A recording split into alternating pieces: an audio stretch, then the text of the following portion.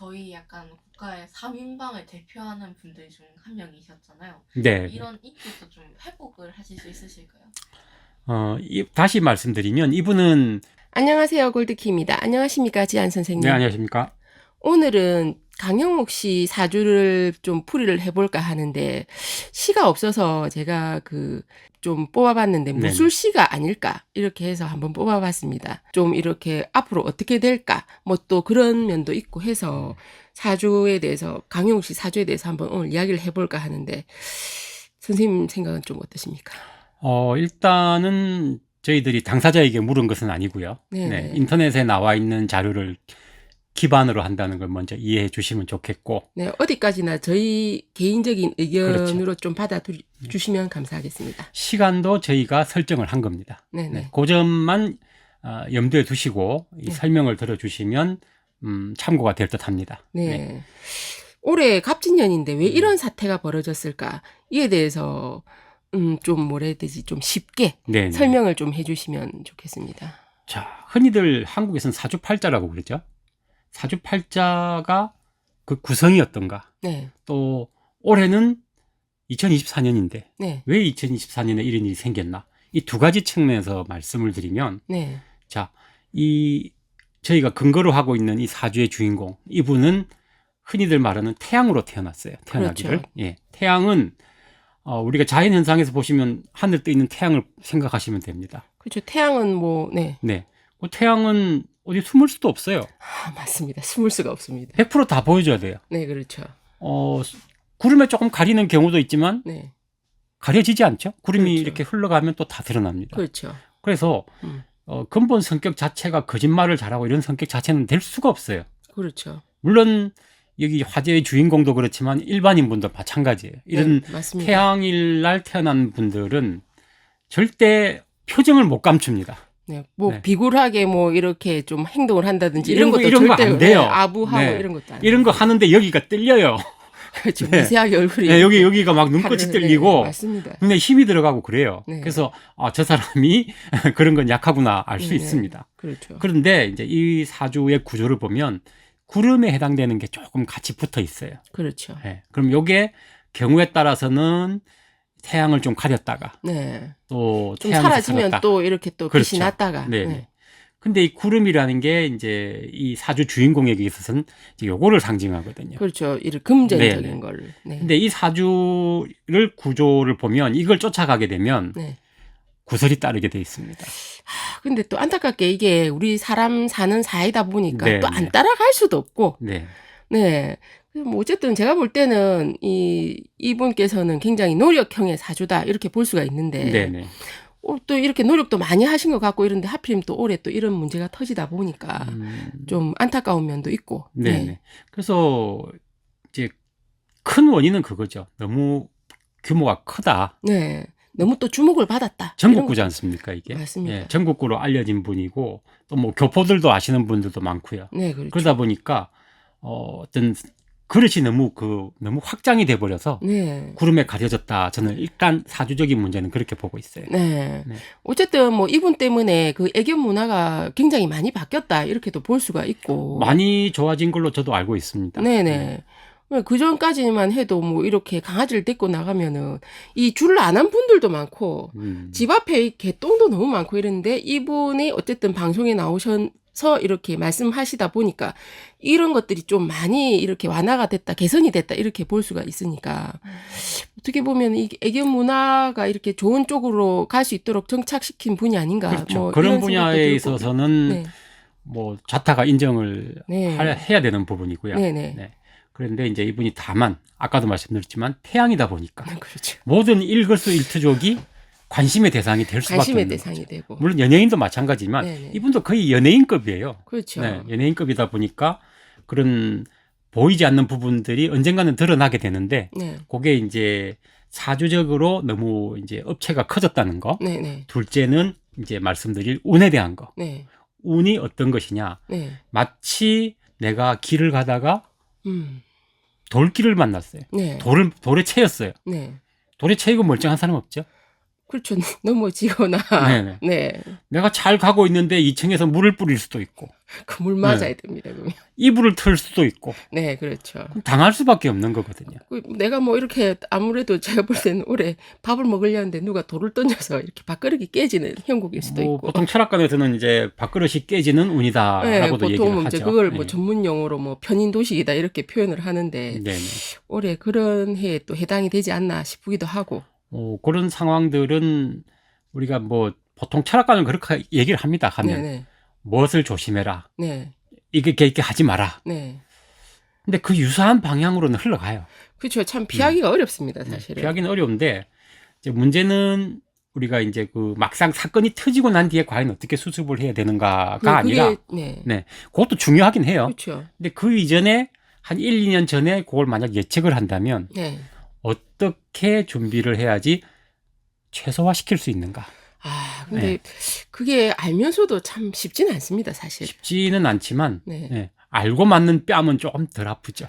그렇죠. 미리 날아올 거를 알면은 네네. 약간 힘을 주고, 네, 네. 맞습니다. 모르는 상태에서 맞으면 굉장히 일단은 당황스럽습니다. 예, 그렇죠. 당황스럽고 방향을 어디로 가야 이게 정답이 나올지도 네. 힘들죠. 네네. 그래서 올해 자체는 어떻게 보면 요런 해는 60년에 한 번씩 돌아오거든요. 그렇죠. 연수로 따지면 네네. 60년에 한 번씩 돌아오고 뭐 용띠해다 올해가 그죠? 네. 용띠해다라고 하면 12년마다 한 번씩 돌아오는 서클은 있어요. 주기적으로 돌아오죠.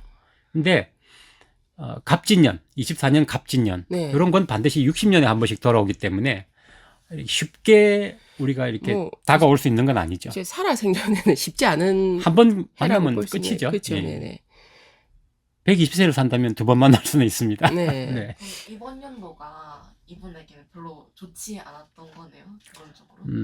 결론적으로는 그렇고 예, 여기에다 이제 조금 더 가미를 하자면 흔히 말하는 대운이라고 하는 거, 큰 10년 단위로 바뀌는 대운이라고 하는 게 조금 일조를 했는데 이제 격발 방아쇠를 탁 당겨준 건 올해다 이렇게 볼 수가 있죠.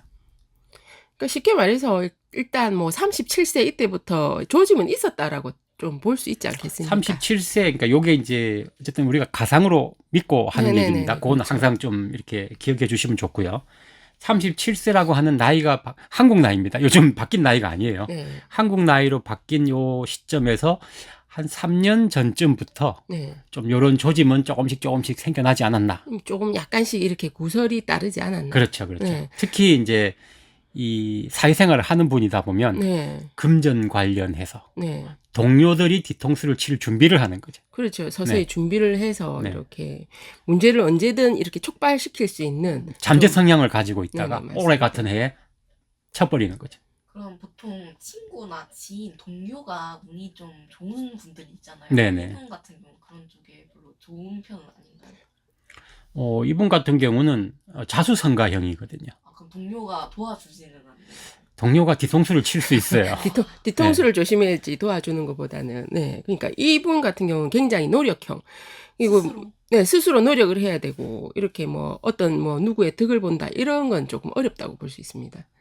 근데 이분은 그것도 그런 것 자체를 또 긍정적으로 생각을 해요. 나쁘게 생각하지 않습니다. 그럼 앞으로는 음. 스스로 좀 하는 그런 쪽으로 일을 바꿔야 되겠네요. 이제 제가 이제 개인적인 생각으로 이제 사주를 봤을 때, 자, 방송을 탔습니다. 그죠? 방송은 한국에서 방송이라 그러면 최고 레벨이죠. 예. 이 레벨은 이제 전환이 될 것 같아요. 아무래도 이 메이저 리그에서 그렇죠. 좀 마이너 리그로. 마이너리그로 바뀌게 되고, 그리고 지금까지는 본인 스스로가 많이 노출이 됐지 않습니까? 노출이 됐지만 차후로는 약간 마이너리그에서 노출이 된다. 뭐 아니면은 뭐 어떤 프랜차이즈 형식으로 간다.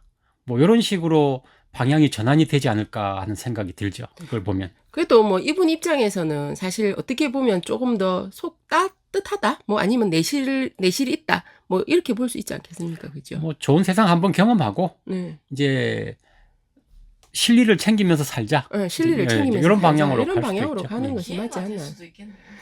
전환점이기 때문에 봄에서 예를 들어서 우리가 겨울로 가잖아요. 봄의 중간, 겨울의 중간 아무 생각 없습니다. 그 계절에 그 영향을 받을 뿐이에요. 근데 그 중간 있죠. 흔히 환절기라고 이렇게 돌아가는 하는. 예. 중간 이렇게 모서리 같은. 중간에는 겨울 같기도 하고 봄 같기도 하고 뭐 따뜻했다가 갑자기 추웠다가 이제 이렇게 되니까 좀 뒤죽박죽이 되죠. 혼란이 있지만 결과적으로는 다른 방향성을 잡아가기 위한 한 과정에 있다라고 봐지는 거죠. 그렇죠. 네. 저희 약간 국가의 3인방을 대표하는 분들 중 한 명이셨잖아요. 네. 이런 인기도 좀 회복을 하실 수 있으실까요? 다시 말씀드리면 이분은 명예를 바라고 그렇게 하는 분은 아닌 것 같아요. 그러니까 그렇죠. 자기 자신이 좋아서 또 열심히 하고 네. 여기에 어떤 기쁨을 느끼는 사주 구조라고 저는 생각이 들어요. 그래서 마치 내가 이런 일을 하니까 이런 분야에서는 명예를 좀 올리고 싶다. 이건 아니라고 봐집니다. 보통 뭐 이렇게 약간 뭐 연예인병이라든지 이런 건 전혀 없는 분 같고 네. 아직까지 이렇게 방송 나온 지 꽤 되셨는데도 보면 아직도 그 야생성이라고 해야 되나 날 것의 그 느낌을 아직도 가지고 계시더라고요. 방송에 보면. 길들여지지 않았다고 네, 표현하는 게 맞습니다. 낫겠죠. 맞습니다. 그죠? 그 표현이 딱 맞죠. 네. 네. 그러면 어쨌든 이제 앞으로 다가올 운 네네. 아니면 연운이라고 해야 되나? 이 인기가 이제 뭐 지속이 될지 아니면 네네. 이제 끝나버릴지 뭐 약간 이에 대해서도 저희가 첫째는 방향성은 달라질 것이고요. 네네. 둘째, 아마 방송에서는 좀 보기 어려워지지 않을까 하는 생각이 듭니다. 방송에서는 네. 그래도 여전히 제가 볼 때는 또 이렇게 어느 정도 인기는 있기 때문에 그렇죠. 이게 서서히 이렇게 조금 바꾸시지 않을까 싶기도 하고.